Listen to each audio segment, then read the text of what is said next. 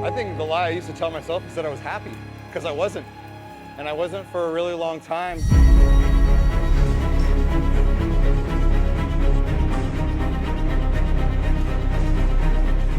I would wake up, drop the boys off at school, come here, get high, work out, get high.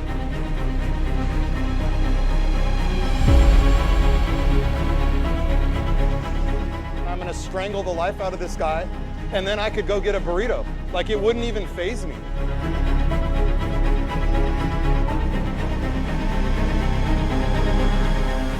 But, I mean, I would just sit there in an empty apartment and just cry. And yeah, that was probably the saddest, darkest time of my life. Everything since then has been beneficial and brought my life higher and higher and higher because I've elevated myself. I would smoke weed all day.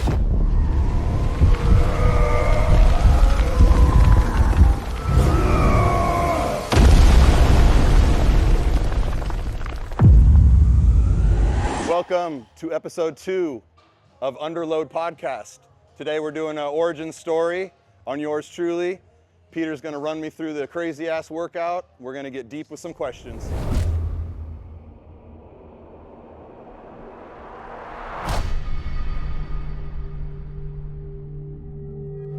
What does a typical Tuesday look like? Typical Tuesday for me is, it's a school day for my boys. So I'm up at 4:10, wake up, peptides. Typically it will be fasted cardio, but right now we are not doing that. So it's peptides. I do a detox gut drink, and then I'm back in bed for another maybe 45 minutes till I wake up my boys. That's about 6 o'clock-ish. Make both breakfasts. We're out the door at 6:45, 6:50. In here, stretching, warming up, prayer and meditation out in the gym parking lot beforehand. Go over everything that's gonna happen in here in my mind prior so that I'm ready to go. And then we hit it hard in here. It's very true, we do hit it hard in here. Every time, I'm here at like 5 in the morning training clients, and I'll look out and like he's there like dialing it in. So pretty much like the perfect client. But after here, it's errands, grocery store, pickup for the boys, you know, dinners at the table as a family with no iPads, no electronics, no nothing. And we just talk. That's where you get to know your sons, you know, your family. We're gonna go 2 count up, 2 count pause, 1 count down, and then 1 count pause at the bottom. 2 count? So really it's like the eccentric and the pause at the top, 2, 2, and then 1, 1 on the contraction. 9, good. Good, 2 more. You got into like the social media space, more on the fitness, and that kind of like manifested into like kind of a couple of different avenues. Yeah. When did you notice that people were recognizing you? It kind of started, you know, I had like really no following. I made a day in the life and just kind of showed what my typical day is. Every hour I would look like, oh my gosh, it's got like another 100,000 more people watching this. And suddenly all these people had opinions on my day, which, you know, it's kind of weird because it was nothing extraordinary, or, you know, it wasn't like I was acting like I was buying a Lamborghini or anything. It was just a normal day. I just kind of was posting things about, you know, what it means to be a dad, overcoming some fears. For me, it was kind of doing bodybuilding, getting up on stage, and everything was just taking off too. We were sitting at the airport waiting for our plane, and I see a couple guys like doing this number down at me. He comes up and he's like, "Are you Heart Aesthetics?" And like before I said like completely yes, he was like, "I knew it!" And like all of them were all fired up, and it was just like, some of those guys, they're like 18 or 19, and they tell me, you know, I didn't have a dad growing up, and watching your stuff really inspires me to be a better man. One more.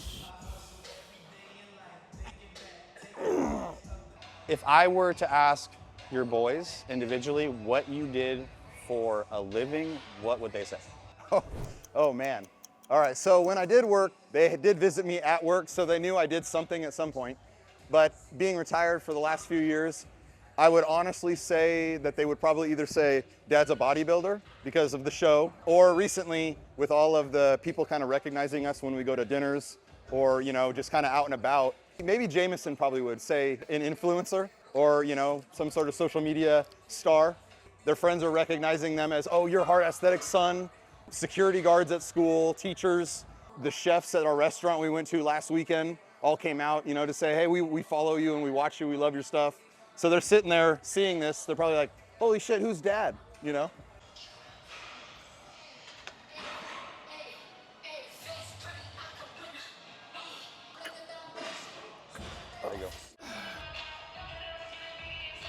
Damn. What is a hobby of yours that has nothing to do with bodybuilding? Oh, shit. I don't even know if it's a hobby, but like, I would just say like the rest of my time is being a dad. I do love video games. I hadn't played for a long time, but my son's kind of got back into them. Really anything with the boys, paintballing. My time is for them, so I would say my hobby's being a dad.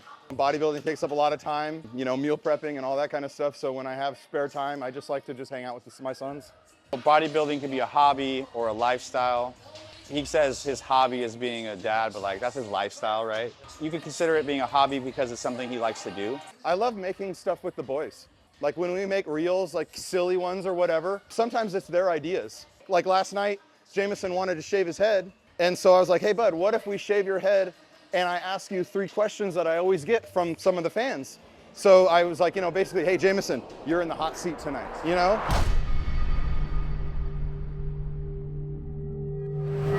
When your boys watch you train, what are you trying to show them? Relentlessness. Just being relentless. Believing in yourself. In your mind, you have an image of what you want to look like. It's transferring that to the mirror, to the workout. Muscle-mind connection. Just not giving up on what it is that you want to achieve. There's been times in here where it's like we're trying to grow, or we're trying to cut down, or whatever it is we're trying to do. Focus on that, and don't give up. I got addicted to shows because how hard they were. And like every day you had to show up and like not eat this and like do cardio, and you felt like shit and you didn't want to do it. There's like a life lesson wrapped in that. Most of the time we don't want to do things, and if we do them, there's a lesson learned and we level up. The more you put in like the fire, at a certain point you're like, fuck it, we're good, we're just walking at this point. Before show prep started, me and my boys, we would go to Benihana's every week. We would eat, we would go get burgers, fries, whatever. But then I said, hey, Dad's gonna get up on it and do a show. And the goal is to win that show. I don't wanna just go and do it and say, oh yeah, Dad did this. It's like, no, I'm gonna bust my ass, I'm gonna win. And from that day on, they saw, hey guys, we're gonna have to stop going to Benihana's because Dad has to be disciplined. They ate dinner with me every night, saw what I did, knew I was getting up at 4 in the morning for fasted cardio.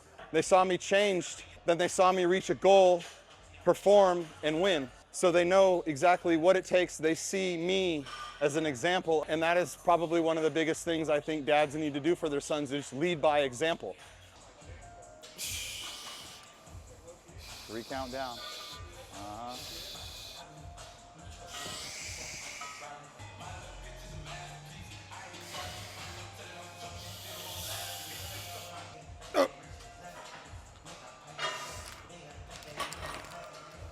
What do you see in your boys that reminds you of Kara?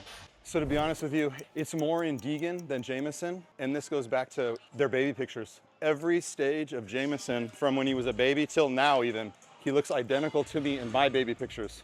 And Deegan looked identical to his mom in all of his baby pictures. Deegan, he gets straight A pluses, straight A pluses. He's very book smart, reading, all that. That was all Kara, very smart. And then Jameson is athletic, like me. So I would say if I was to pick something, it's definitely Deegan and his creativity. He loves drawing. He's just good at all sorts of like writing, literature, and just kind of like the schoolwork stuff. Yeah. And that was stuff that his mom was always really good at. He's hyper intelligent. Pay attention to that. That can be like directed as a blessing, or if he gets in his own head and goes down the wrong path, it could be a curse. Oh yeah. I've been there, like hyper intelligent, right? And then you get into depression and your brain is so going. As a dad, being present in their lives, talking to them. If there's a problem, that they feel comfortable coming to Dad with that problem, and not being that dad that puts that barrier like, don't come to me with your problems, you need to be a man about it. I dealt with that growing up, where there were things I couldn't bring up because I would feel this, oh, my dad's gonna be mad at me, rather than just sit there and listen to me. Might not even have a solution, but feels good to just be able to tell your dad things. Just drive forward against that band. Don't shift your weight forward first. Just drive your hips forward. Go. 5.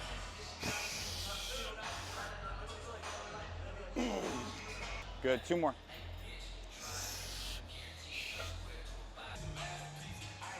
we've been working out for a long time. Yeah. That shit never goes away, right? Like, do you notice it? It's like you're working out and she pops in your head? Yeah. Obviously, I've been in this lifestyle for a long time, and it was something that me and her did too. And it included the boys too. We'd bring them to daycare and then train together. When I was getting ready for the bodybuilding show, that was something she always told me, you know, like, why don't you try to do that, or why don't you do that? So, you know, there was a couple times in here where I would have like my headphones on, and then like a certain song would come on, but I wouldn't be programming it. You know, it's kind of like, oh, this is weird. Like, hey, there's a reason that song just came on, you know, and it kind of like reminds you. And you know, it's a grieving process. That'll spark me thinking of something with the boys and her from the past. But that's all stuff that I use in here as energy for strength to get me through sets. Yeah, for a while, he was angry at it, right? Like, why would she do this? Why would she choose this? I don't know. You still have good memories, right? And you still want to like hold on to those. It's like, I gotta let go. I gotta forgive. Hold on to these good memories. This is part of what my sons are. Her parents are still in the pictures. One of the toughest things that I'm dealing with is I'm trying to remember the times with her so that I can share with my sons what their mom was like. Sometimes those thoughts fade in my head, and I worry like I'm not gonna know enough about her to tell my sons. You know, when she was pregnant with both of them, I would lay on her stomach and I would talk to them. I would play music from the gym. This is Dad's song right now, you know, one day you're gonna listen to this. Those are things that I remember. I wanna share those with my son, but those are gonna be sad times rather than like, hey, this is what Mom and Dad did when I was little. My mom was alive then. It is very hard for me to move forward too in life, keep all of this life with her for my boys' sake, and then create my own life with all of this still there. It's very hard to walk with sometimes. Let's go 4. Good. We're gonna go one more. Right there is good. I think your life has changed a lot, even in the last 5 years. What is a lie that you used to tell yourself? I think the lie I used to tell myself is that I was happy, because I wasn't. And I wasn't for a really long time, splitting my time with the boys. Now having them full time has just made me realize like, wow, there was a lot of unhappiness. With that unhappiness, you settle for girls, you settle for this content life. I was settling for friends. Now, kind of being where I am now with you guys, you know, with my new girlfriend, with my boys full time, I look back and just think about certain things, you know, this person or that person that were in my life, like, man, what were you doing? It all stems from this sense of I wasn't happy. What did you used to do every day but when you parked here? Oh, yeah. I mean, I masked being happy with weed. I would smoke weed all day. I would wake up, drop the boys off at school, come here, get high, work out, get high. After work, get high, go to the gym, go home, get high, then go out at night and just not be home so I don't have to sit there and think about things. That went on for a real long time till God said enough of this shit. And I was like, you know, this shit's gotta stop. And after that, there was no more of this sense of I'm not worthy. And he was having a tough time. And I was like, this sounds stupid, but you just need to go to church. Let's go to church. And the next day or the day after, you went to Awaken like Wednesday night. And that was where the boy's mom was always saying, hey, we should go. And I was always saying, okay, let's do this. And it never came around to doing it. Then fast forward a year later after it's me and the boys, and he's like, hey man, why don't you go to church? I never had that thought in my head prior. And then the next day, he stopped smoking. Yep. And that's a wrap. Familiar strongholds can be tombs in disguise. 2.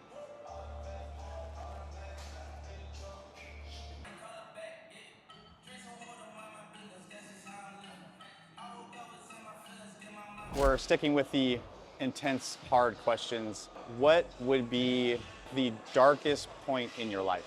I'd say I have 2. They go hand in hand, but one would be the saddest, one would be the angriest. The darkest, angriest part of my life would be sitting 2 nights in a row at the bottom of the guy's driveway that my ex-wife was messing around with from the gym, and just sitting there for like, I don't really know how long, an hour or whatever, just in my head going over strangling the guy basically. Basically walked off that from having friends that actually went through that, did that, and said, hey, you know, if you do that, who's gonna raise your sons? Maybe that guy had a guardian angel because I didn't do what I wanted to do, what I thought about doing every second of the day, especially while sitting there in my car just at the bottom of his driveway. Wasn't like I'm down there angry, all fired up. It was like no, I'm calm, and I'm gonna go up there and I'm gonna strangle the life out of this guy, and then I could go get a burrito. Like, it wouldn't even faze me. You're contemplating, like, weighing, okay, if I do this, this is the course. If I do this, this is the course. And you're actually debating, which course am I gonna take?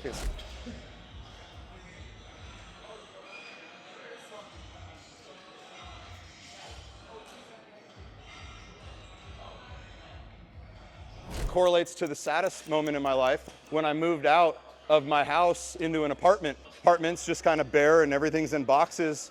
And I'm just sitting there thinking, my entire life that I had built is ruined, is done. I'm gonna have my kids half the time now. And I remember just sitting there. This went on for months, just crying. When I didn't have my boys, obviously I collected myself when I had them, but I mean, I would just sit there in an empty apartment and just cry. And yeah, that was probably the saddest, darkest time of my life. Sitting there, a really hard thing. The worst part is, okay, now I have to grieve and I have to mourn, depending on how long you've been with somebody. You know, a marriage is a big thing. And then you're grieving, mourning, moving into your own apartment by yourself, showing up by yourself, sad. The other person's moved on. So you're like, what's my value? That is such a hard place to be in. When you're in it, you're so lost. You like can't see shit. You just see the feelings that you feel. You're gonna get through it, and it sucks to hear that, but like that's all someone can say. As long as you don't let the emotions take over and like have reactions based on emotions. Having people in your life back then, I felt like a caged animal. I'm going to the gym till like I'm just so worn out, I don't feel like violence. You know, I had a couple older buddies that actually did follow through with things in my mind. And they're like, hey, I just want to let you know, it's not worth it. I went to jail for 3 years because I did XYZ. And then I sit there and go, shit, okay, who's gonna take care of my kids? I can't. And then 5 minutes later in my head, it's like, I'm gonna go kill him. You go through these ups and downs, but it has to even out. You know, you can't ride a high, you can't ride a low. You just gotta, you know, keep it steady, and then those emotions, they go away, and you learn like, oh, hey, life goes on, something better will come. You have to ride those emotions. You have to feel like killing the guy. You have to feel it, and you have to learn how to like take it and like drop it. And the more you do that, you just become bulletproof.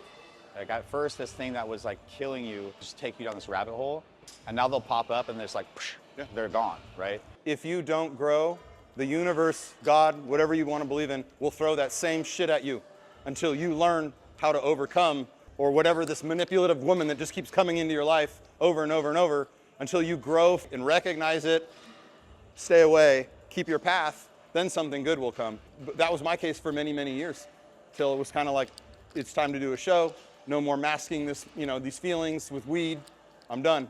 And everything since then has been beneficial and brought my life higher and higher and higher. The people that have come into my life, my girlfriend, you know, the way my boys are now, just everything has elevated because I've elevated myself. All right, guys, that's episode number 2. We took Mike through leg day, kind of like an origin session where we want to say thank you to Optimum Formula. That's our peptide company that sponsors our sessions and our podcast. Great company, tested products, also Anabolic Insights. We have all of our guests go through a thorough blood panel just to see what's going on. Shout out to Anabolic Insights. They're awesome. Mike and I use them. We regularly check our blood works. Blood work is key when running Optimum. You want to be the best you can. You got to get your blood work done so we can see what markers need to be checked off, you know, to perform at the highest peak. Peter took me through the ringer today, and if you have what it takes, want to be on our podcast, you know, hit us up on Instagram or YouTube, whatever. Let us know.